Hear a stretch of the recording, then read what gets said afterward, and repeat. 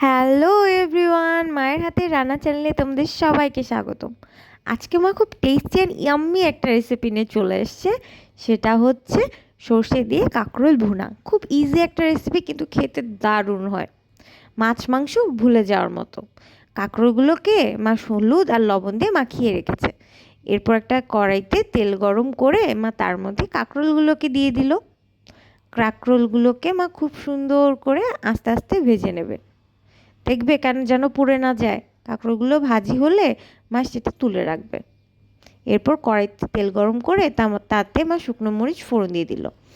তারপরে মা কালো জিরা ফোড়ন দিল। যখন খুব সুন্দর গন্ধ বেরোবে তখন রিং করে কেটে রাখা পেঁয়াজগুলো মা দিয়ে দিল। এগুলোকে মা খুব সুন্দর করে বেরেস্তা করবে।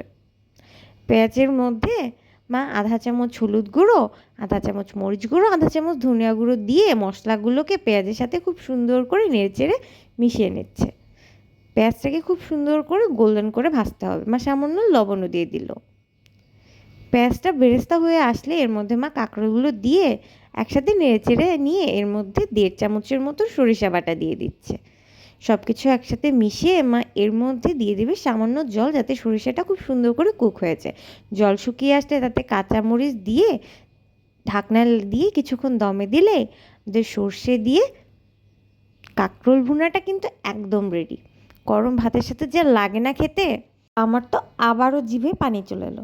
ভালো লাগলে like, comment, share and subscribe করতে ভুলো না। দেখা হবে নেক্সট ভিডিওতে।